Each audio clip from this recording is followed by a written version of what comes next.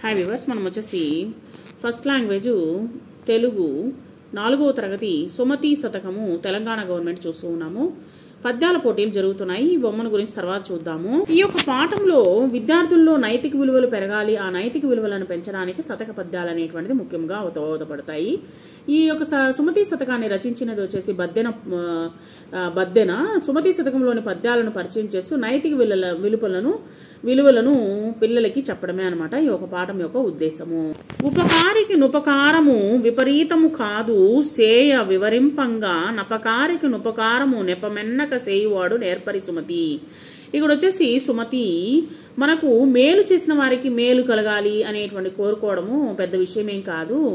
మనకు కీడు తలపెట్టినటువంటి వాడికి కూడా మేలు చేయడమే మన యొక్క గొప్పతనం అవుతుంది. మనకు ఎవరైనా చెడు అనుకున్నారనుకోండి, చెడు తలపెట్టాలని అనుకున్నారనుకోండి, వాళ్ళకి కూడా వచ్చేసి మంచి జరగాలని కోరుకోవడమే వచ్చేసి మానవుల యొక్క గొప్పతనము అనేటువంటిది ఈ యొక్క పద్యం యొక్క ఉద్దేశము.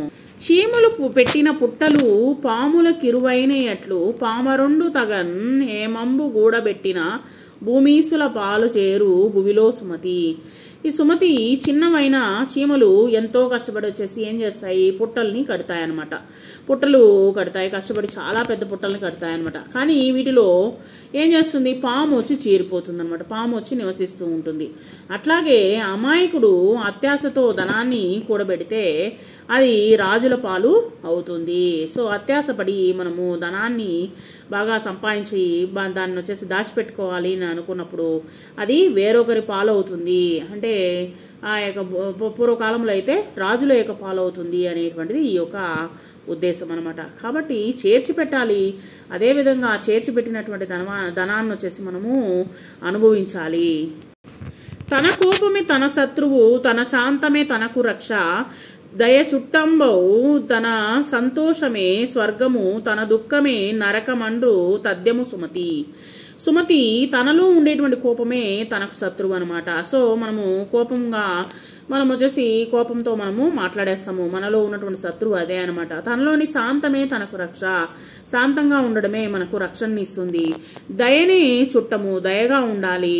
సంతోషంగా ఉంటే అది స్వర్గము, మనం ఎప్పుడూ సంతోషంగా ఉండాలి. దుఃఖిస్తే అదే మనకు నరకం అవుతుంది అనమాట. సో ఇతరులు ఇప్పుడు వచ్చేసి ఈ కాలంలో వచ్చేసి ఇతరులు చూసి వచ్చేసి అత్యాశ, తర్వాత ఇతరులను చూసి దురాశ పడడము, ఇతరుల పైన వచ్చేసి అసూయ ద్వేషాలు పెంచుకోవడము, ఇవన్నీ ఎక్కువైపోయినాయన్నమాట ఈ కాలంలో వచ్చేసి.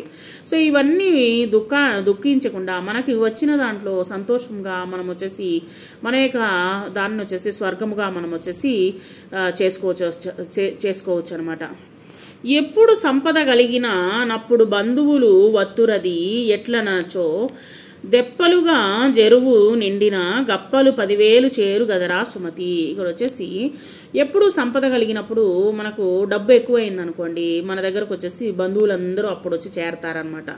సో చెరువులో నిండింది అనుకోండి, నిండినప్పుడు కప్పలు కూడా వచ్చి చేరుతాయి. ఆ విధంగా కప్పల మాదిరిగా వచ్చేసి బంధువులు కూడా వచ్చేసి డబ్బులు లేనప్పుడే మన దగ్గరకు వచ్చి చేరుతారు. వినదగునెవ్వరు చెప్పినా వినినంతనే వేగపడక వివరింపదగున్ కనికల్ల నిజము తెలిసిన మనుజుడే పో నీతి పరుండు మహిళో సుమతి. సుమతి ఎవరు ఏమి చెప్పినా వినాలి. సో అందరూ చెప్పేది వినాలి, కానీ విన్న వెంటనే తొందరపడి ఒక నిర్ణయానికి రాకూడదనమాట. సో అంటే అందరూ చెప్పేది వినాలి, అంతేగాని మనం చేసేదే మనం చేయాలన్నమాట. అంటే మనం చేసేటువంటి మంచే మనము చేయాలి, అంతేగాని బాగా ఆలోచించి ఆ చెప్పినది సత్యము అసత్యము అనేటువంటిది ఆలోచించుకోవాలి, ముందు నిర్ధారించుకోవాలన్నమాట. నిర్ధారించుకోకుండా అటువంటి వాటిని వాడే నీతిపరుడు. సో మంచి మాటలు అనేటువంటి తీసుకొని మిగిలినవన్నిటిని పక్కన పెట్టేసి మంచి విషయాల్ని తీసుకున్నటువంటి వాడే నీతిపరుడు అని ఈ యొక్క పద్యంలో చెప్తూ ఉన్నారనమాట. బలవంతుడా నాకేమని పలువురతో నిగ్రహించి పలుకుట మేళ, బలవంతమైన సర్పము చలిజీమల జిక్కి జావదే సుమతి. ఇప్పుడు వచ్చేసి డబ్బు ఉందని అహంభావంతో ప్రవర్తించేటువంటి వాళ్ళు బలవంతుడు అంటే బాగా డబ్బు ఉన్నవాడు అనుకోవచ్చు, లేదా ధనవంతుడైనా ఉండొచ్చు, లేదా పలుకుబడితో కూడినటువంటి వాడైనా ఉండొచ్చు, లేదా వచ్చేసి వాడు బలిష్టంగా అయినా ఉండవచ్చు అనమాట. నేను బలవంతుడిని, నన్ను ఎవరు ఏమి చేయలేరు అని ఎక్కువ మందిని తీసి పారేయకూడదు అనమాట. వాళ్ళని వచ్చేసి చులకనగా చేయడము, మాట్లాడడము మంచిది కాదు. ఎంతో బలం కన్నా కల పాము కూడా చిన్నదైన చీమల చేతిలో ప్రాణాలు కోల్పోతున్నది కదా అన్నట్టుగా ఉండాలి. సో మనము పెద్ద పాము ఉంది, ఆ యొక్క పాము వచ్చేసి చీమల చేతిలో చనిపోతుంది. పెద్ద పాము అయినా సరే, విషం కక్కే పాము అయినా సరే చీమల చేతిలో చనిపోతుంది అనమాట. కాబట్టి బలం ఉంది కదా, మనకు డబ్బు ఉంది కదా అనేటువంటిది నోరు పారేసుకుంటూ ఉండకూడదు అనమాట. అలాంటి పనులు చేయకూడదు. కూరిమి గల దినములలో నేరములెన్నడును గలగ నేరము మరి ఆ కూరిమి విరసంబైనను నేరములే దోచుచుండు నిక్కము సుమతి. ఇక్కడ వచ్చేసి స్నేహము ప్రేమ బాగుగా ఉన్న కాలంలో ఒకరికొకరు మరొకరిలో తప్పేమీ కనిపించదు అనమాట. ఇప్పుడు వచ్చేసి మామూలుగా ఒకరిపైన ఒకరు స్నేహం అనేటువంటిది మనకు బాగుంది అనుకున్నటువంటి సమయంలో వచ్చేసి మనకు వచ్చేసి వాళ్ళు చేసేటువంటి తప్పులు మనకేం కనిపించదు. కానీ ఏ కారణం చేతనైనా ప్రేమను లేదా స్నేహము ద్వేషంగా మారితే ఎదుటి వారిలో తప్పులు మాత్రమే కనిపిస్తాయన్నమాట. ఎదుటి వారిలో మనకు వచ్చేసి తప్పులు ఎక్కువగా కనిపెడుతూ ఉంటారు. ఇది వచ్చేసి బంధువుల్లో అయినా సరే లేదా స్నేహములు అయినా సరే మనము చూడవచ్చు అనమాట. లావు గలవాని కంటెను భావింపగా నీతిపరుండు బలవంతుడౌ గ్రావబంత గజంబును మావటి వాడెక్కినట్లు మహిళో సుమతి.